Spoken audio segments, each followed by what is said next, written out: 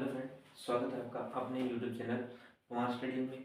आज लेकर आया हूँ मैं आपके लिए रासायनिक समीकरण को संतुलित है वो किस प्रकार से किया जाता है हिट एंड ट्रायल विधि के द्वारा। पिछली वीडियो में मैंने आपको हिट एंड ट्रायल विधि के द्वारा इसी इक्वेशन के अंदर यहाँ पर मैंने क्या लिखा था, FeO यानी कि फेरिक ऑक्साइड बनाया था। यह भी क्या है, अपने इसी की बात करते हैं। इसको आगे इक्वेशन को पूर्ण रूप से संतुलित करना आपने इस प्रकार से, वहाँ अपने दो चरणों के अंदर इस इक्वेशन को क्या किया था, संतुलित किया था। अब इसके अंदर अपने करने वाले हैं, इसको पूरी इक्वेशन को संतुलित है वो किस प्रकार से किया जाता है। और ये इस 2024 के वार्षिक पेपर या वार्षिक जो अपने आने वाले पेपर हैं उसके अंदर ये मोस्ट इम्पोर्टेंट है जो अपने रासायनिक समीकरण है, इसे कह सकते हैं। ठीक है, ये मोस्ट इम्पोर्टेंट इक्वेशन है अपनी। तो इसको अपने क्या है, हिट एंड ट्रायल विधि के द्वारा समीकरण को संतुलित करना है। सीखेंगे कि इसके अंदर कैसे किया जाता है इसको ना। तो इसके लिए पहले अपने क्या करेंगे, चरण फर्स्ट बनाना है। चरण फर्स्ट के अंदर क्या लिखना है कि रासायनिक समीकरण को संतुलित करने के लिए सबसे पहले काम क्या करना है, लिखना है कि रासायनिक समीकरण को संतुलित करने के लिए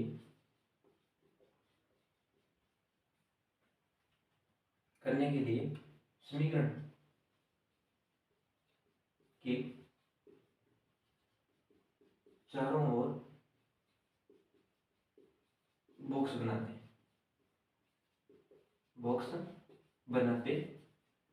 तो यहाँ पर अपने को बॉक्स बनाना है, तो यहाँ पर इक्वेशन अपने को लिखते चलते हैं। जैसे Fe के ऊपर एक बॉक्स बना लेना है, प्लस H2O के ऊपर एक बॉक्स बना लेंगे। उसी प्रकार Fe3O4 के ऊपर एक बॉक्स बना लेते हैं, और फिर अपने करते हैं H2O, इसके ऊपर भी एक बॉक्स बना लेना है। इस प्रकार से अपने इसको क्या करना है, बॉक्स के अंदर है वो लिख देना है। फिर चरण नंबर 2 में अपनी बात करते हैं। चरण 2 में क्या लिखना है, चरण 2 के अंदर क्या लिखना है कि दी गई रासायनिक समीकरण को संतुलित करने के लिए है ना, कि संतुलित करने के लिए दिए गए समीकरण को एक सारणी में लिखने हैं। वो सारणी भी कैसे बनानी है अपने को, जैसे सारणी यहाँ पर क्या लिखना है, सबसे पहला अपने को काम करना है, यहाँ पर लिखना है तत्व।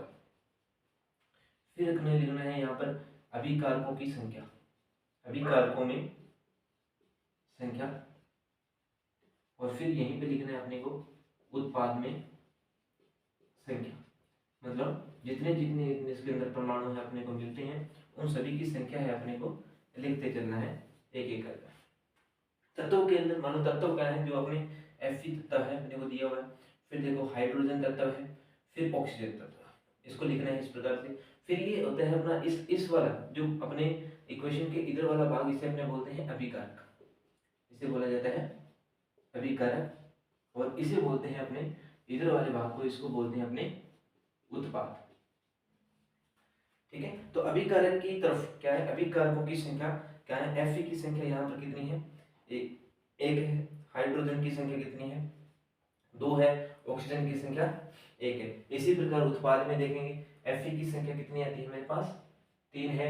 ऑक्सीजन की संख्या कितनी है, 4 है। और हाइड्रोजन की संख्या 2 है। तो यहाँ पर क्या हुआ, अभिकारक और उत्पादों के अंदर जो ये संख्या है अपनी को, ये क्या नहीं है, बराबर नहीं है। ये संख्या क्या नहीं है, एक दूसरे के बराबर है वो नहीं है। तो इसको बराबर करना है अपने को, क्योंकि इसका संतुलित इक्वेशन का एक रूल होता है कि अपने संतुलित ही क्यों करते हैं इक्वेशन को, क्योंकि इसके अंदर अपने को देखना होता है कि रासायनिक समीकरण के अंदर क्या है, दी हुई समीकरण है उसके अंदर अपने है दोनों तरफ है द्रव्यमान संख्या समान है या नहीं है, इसको अपने चेक करना होता है। तो यहाँ पर द्रव्यमान संख्या अपने को क्या नहीं मिल रही है, समान नहीं मिल रही है। तो अभी इसी को आगे चरण 3 नंबर में लेके चलते हैं अपने, कि चरण 3 के अंदर अपने इसके अंदर क्या करते हैं। तो यहाँ पर इसका स्क्रीनशॉट ले सकते हैं आप, और इसके बाद अपने चलते हैं।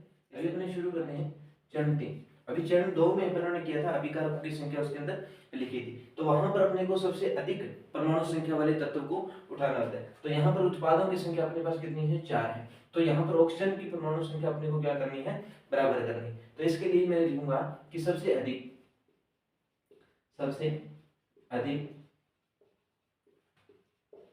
परमाणु संख्या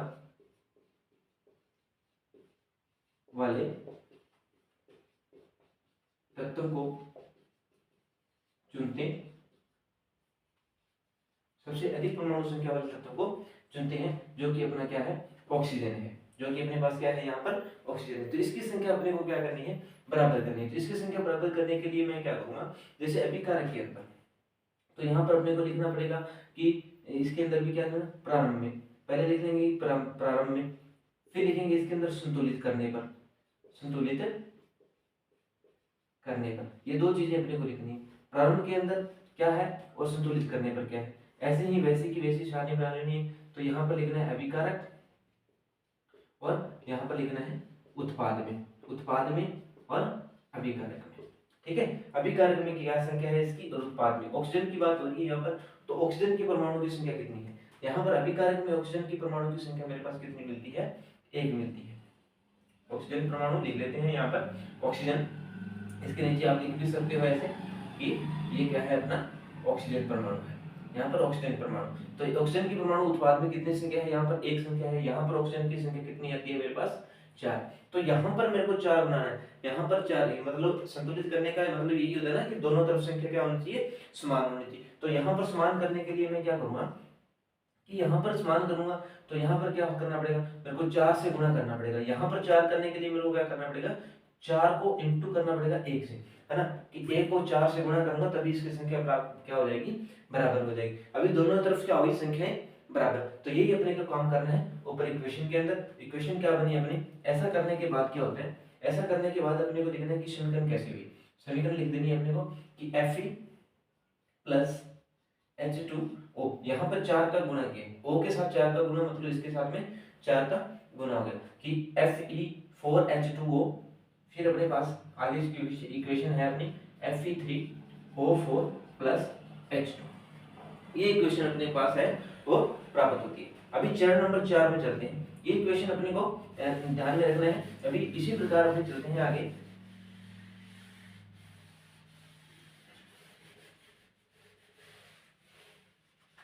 फिर चरण नंबर 4 की बात करता हूं।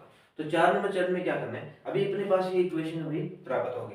तो यहाँ पर देखो, फिर अपने को क्या चुनना है, यहाँ पर ऑक्सीजन की संख्या तो बराबर होगी, यहाँ पर अभी चुनते हैं अपने Fe, यहाँ पर 3 इसके परमाणु अधिक है, Fe के परमाणु क्या है, अधिक है, आयरन के परमाणु इधर अधिक है उत्पाद के अंदर, और यहाँ पर क्या नहीं है, एक ही परमाणु, इसको बराबर करना पड़ेगा। तो Fe के परमाणु लिखना पड़ेगा कि Fe के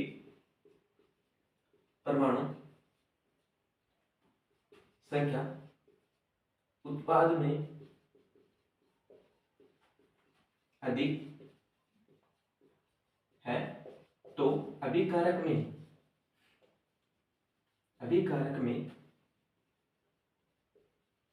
संख्या बराबर करने के लिए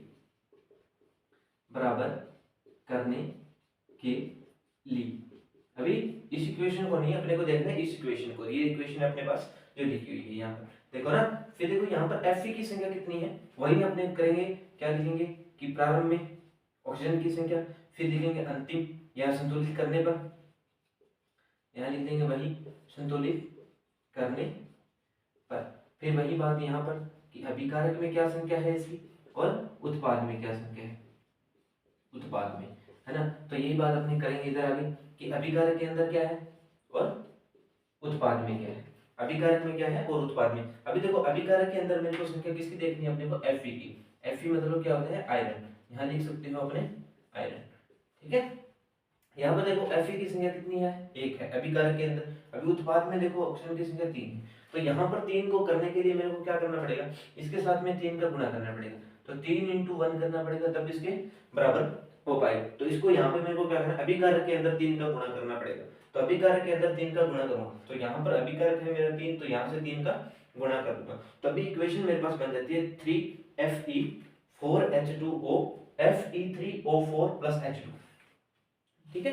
ये इक्वेशन अपने पास प्राप्त होगी। अभी देखो इसी प्रकार अपने को क्या हुआ कि ये समीकरण अपने को यहाँ पर Fe की संख्या भी समान कर दी, O की संख्या भी समान कर दी, लेकिन यहाँ पर अभी भी क्या है, अपना हाइड्रोजन है वो बाकी है, जो क्या नहीं है, संतुलित है वो नहीं, तो उसको संतुलित करना है अपने को। तभी वही बात अपने देखेंगे कि यहाँ पर Fe के परमाणु, फिर ये इतनी हो गया, इसके बाद देखो, इसके बाद अपने को क्या लिखना होगा,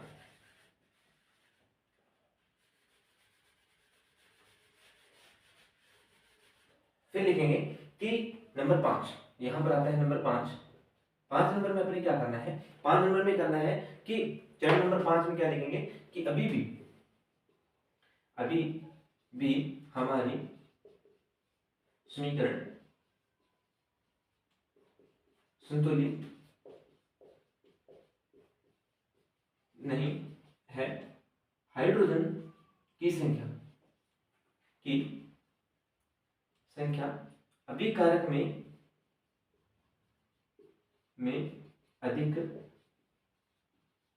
अधिक है, जबकि उत्पाद में कम।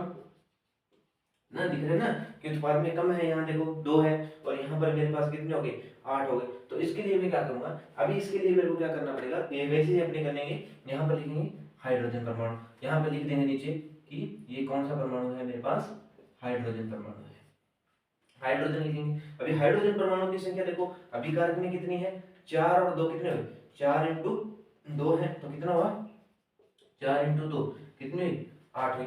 यहाँ पर मेरे पास संख्या कितनी है, हाइड्रोजन की 2 है, तो यहाँ पर मेरे को क्या करना पड़ेगा, यहाँ पर इसकी संख्या 2 करने के लिए, इसकी संख्या किसके बराबर करने के लिए, इस 8 के बराबर करने के लिए मैं क्या करूंगा, यहाँ पर 4 से गुणा करूंगा इसको ना, 4 दूना 8 हो जाएगा, फिर क्या हो जाएगा, ये 8 हो जाएगा, ऐसे क्या हो जाएगा 8। तो इसको अभी 8 है, किसके साथ में किया है, उत्पाद में किया ना, तो उत्पाद में, यहाँ उत्पाद है मेरा H2, इसके साथ में मैं क्या कर दूंगा, 4 का गुणा कर दूंगा।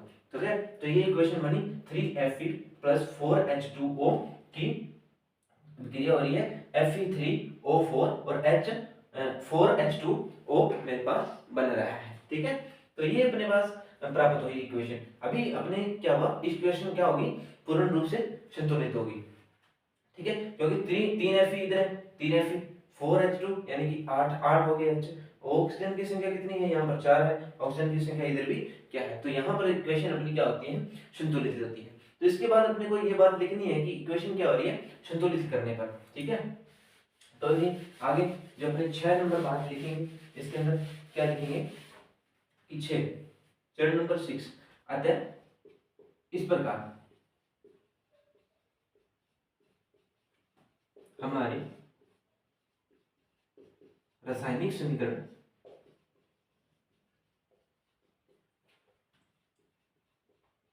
संतुलित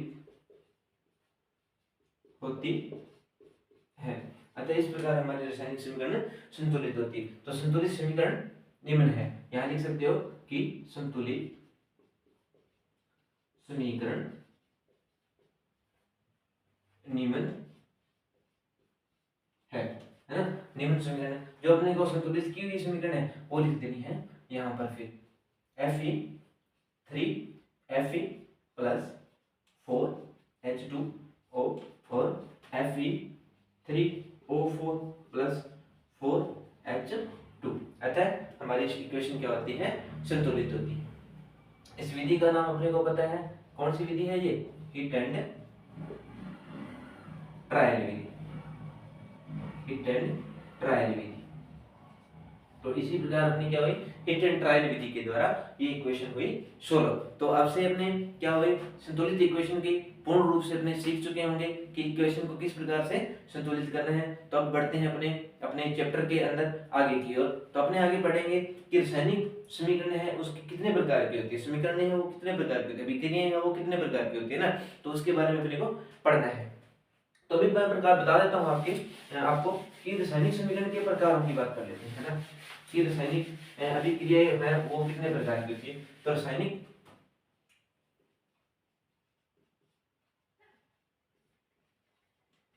अभिक्रिया के प्रकार, तो रासायनिक अभिक्रिया कितने प्रकार की होती है। तो पहला आता है इसके अंदर, पहला प्रकार आता है इसका, कौन सा होता है, संयोजन अभिक्रिया। क्या हो रहा है, संयोजन अभिक्रिया। दूसरा आता है इसके अंदर वियोजन अभिक्रिया, वियोजन अभिक्रिया। 3 नंबर आता है अपना इसके अंदर विस्थापन अभिक्रिया। कौन सी आती है, विस्थापन अभिक्रिया। फिर आता है मेरा 4 नंबर पे द्विविस्थापन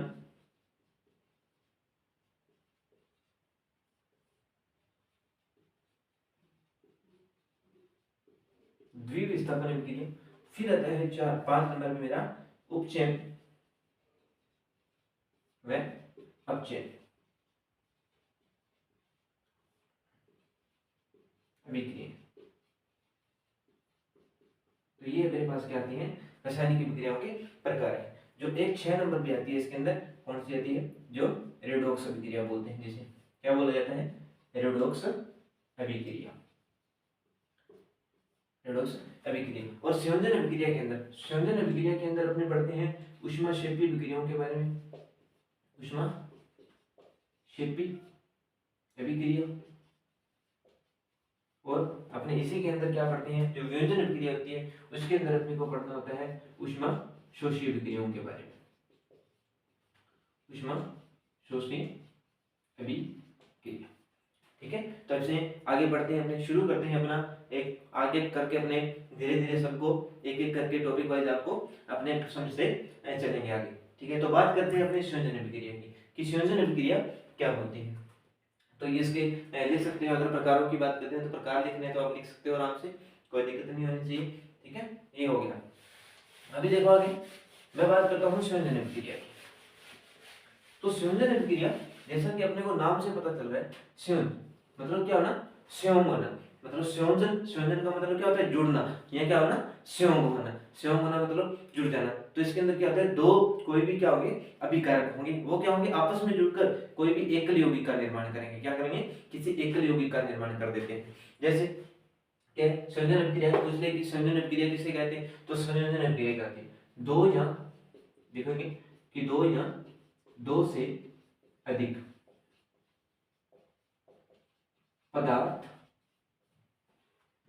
मिलकर, दो या दो से अधिक पदार्थ मिलकर एकल यौगिक का निर्माण करते हैं, एकल यौगिक का निर्माण करते हैं, उसे संयोजन अभिक्रिया कहते हैं, उसे संयोजन अभिक्रिया कहते हैं, उसे संयोजन अभिक्रिया। दो या दो से अधिक पदार्थ मिलकर क्या करते हैं, एकल यौगिक का निर्माण करते हैं, उसे अपने बोलते हैं संयोजन अभिक्रिया। जैसे क्या है, दो या दो से अधिक अभिकारक, मानो कि मेरे पास क्या है, अभिकारक है, कौन से, मानो कि ए अभिकारक है और प्लस क्या है, बी अभिकारक है, ए अभिकारक है प्लस बी अभिकारक है। ये दोनों ही क्या करेंगे, जो अभिकारक, इसे बोलते हैं अपने क्या, अभिकारक। ठीक है, जैसे ही इनकी अभिक्रिया होगी, मतलब क्या किया जाएगा, इसको ऊष्मा दी जाएगी या कुछ भी, इसको क्या किया जाएगा, इनके बीच में इसको मिलाया जाएगा, है ना। तो क्या बनेगा, मेरे पास एक यौगिक बन जाएगा। जैसे एक यौगिक बन जाएगा कौन सा, ए बी, मेरे पास ये क्या बन जाएगा, उत्पाद है वो बन जाएगा। एग्जाम्पल की बात करता हूँ, तो एग्जाम्पल जैसे कि एम, जैसे मैग्नीशियम होता है अपना ना, मैग्नीशियम प्लस O2 की अभिक्रिया जैसे ही मैं करवाता हूँ, है ना, तो क्या बनता है मेरे पास, MgO बन जाते हैं। MgO सॉलिड अवस्था में, O2 ये गैसीय अवस्था है इसकी, और ये आती है इसकी सॉलिड अवस्था। तो इस प्रकार से क्या हुआ, इक्वेशन को यहाँ पे मेरे को क्या करना है, संतुलित करेंगे। तो यहाँ 2mg प्लस O2, इसकी में संख्या बराबर, तो देखो 2mg प्लस O2, तो बना क्या, एक उत्पाद बन गया ना मेरे पास, ये क्या हुआ, एकल उत्पाद होता है, ये हो गया एकल उत्पाद। और ये दोनों मेरे क्या हुए, अभिकारक हो गए। तो इस प्रकार से अभिकारक, दो अभिकारक मिलकर क्या बनाते हैं, एकल उत्पाद का निर्माण करते हैं, उसे अपने बोलते हैं अपनी संयोजन अभिक्रिया। ठीक है, एग्जांपल इसके अंदर देखते हैं। इसी के अंदर आती है अपनी क्या, संयोजन अभिक्रिया। इसी के अंदर आती है अपनी ऊष्माक्षेपी अभिक्रिया। इसी के अंदर क्या आती है अपनी ऊष्माक्षेपी अभिक्रिया। ऊष्माक्षेपी अभिक्रिया की बात भी अपने करेंगे इसी के अंदर, कि ऊष्माक्षेपी अभिक्रिया किसे कहते हैं, है ना। तो ऊष्माक्षेपी अभिक्रिया क्या होती है, इसको अपने पढ़ेंगे इसी के अंदर। तो पढ़ते हैं भी इसी के अंदर ऊष्माक्षेपी विक्रिया की बात कर लेता हूं मैं।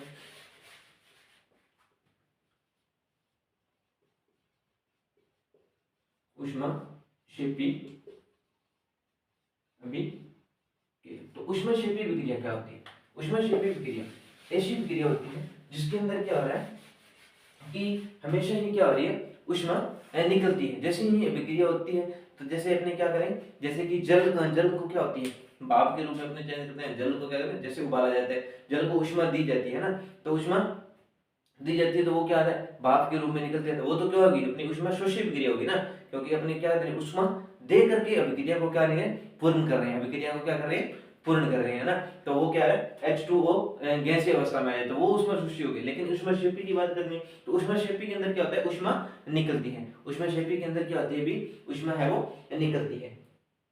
तो वो अपने को पढ़ना है किसकी, ऊष्माक्षेपी विक्रिया की। ऊष्माक्षेपी विक्रिया क्या होती है, ऊष्माक्षेपी वह विक्रिया, क्या लिखेंगे कि वह विक्रिया जिसमें हमेशा ही ऊष्मा बाहर निकलती है, उसे अपने क्या बोलते हैं, ऊष्माक्षेपी विक्रिया बोलते हैं। एग्जाम्पल की बात कर लेते हैं अपने, इसके अंदर एक एग्जाम्पल है अपने पास, जैसे क्या है, बुझा हुआ चूना की बात करें, जैसे कैल्शियम ऑक्साइड। कैल्शियम की विक्रिया जैसे ही मैं H2O के साथ करवाता हूँ तो मेरे पास क्या आता है, कैल्शियम हाइड्रोक्साइड प्राप्त होता है, कैल्शियम हाइड्रोक्साइड प्राप्त होता है, और प्लस ऊष्मा क्या होती है, बाहर निकलती है। कैल्शियम की विक्रिया जैसे ही मैं क्या होता है, CaO, इसकी विक्रिया CaO की विक्रिया किसके साथ करवाता हूँ, इसके साथ, जल के साथ में करवाता हूँ। ये किसके रूप में है, अपने पास सॉलिड अवस्था में है, कैल्शियम ऑक्साइड गैसीय अवस्था है इसकी। ये भी अपने पास कौन सी है, इसकी द्रवित अवस्था है। यहाँ पर ये एक्वा अपने पास द्रवित अवस्था है इसकी, और प्लस में ये ऊष्मा मेरे पास निकल जाती है। तो यहाँ पर CaO, ये अगर बात करते हैं अपने, तो CaO होता है अपना बिना बुझा हुआ चूना, है ना। तो क्या है, बिना बुझा हुआ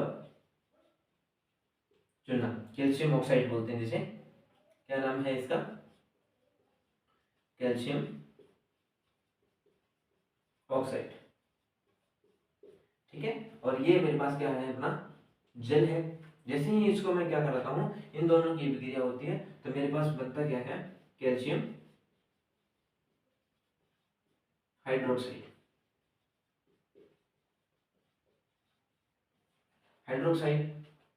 और ये मेरे पास ऊष्मा है वो निकल जाती है। ये क्या होता है, वैसे अगर बात करें तो ये होता है अपना बुझा हुआ चूना,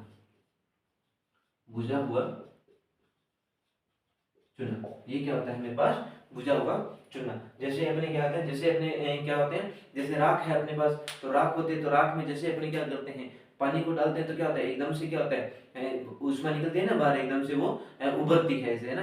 तो वो क्या होती है, उसमें ऊष्मा है वो बाहर आती है, ठीक है। तो आज के लिए इतना ही, अपने कल की वीडियो में पढ़ने वाले हैं इसी के आगे जो ऊष्मा, जो अपने पढ़ा है ऊष्माक्षेपी विक्रिया, तो इसी के अंदर ये पढ़ा है अपने किसने, किसके अंदर, संयोजन विक्रिया के अंदर। और कल पढ़ेंगे अपने इसी वीडियो के अंदर, आगे वाली वीडियो अपने आने वाली है उसी के अंदर वियोजन विक्रिया के बाद बात करते हैं अपने।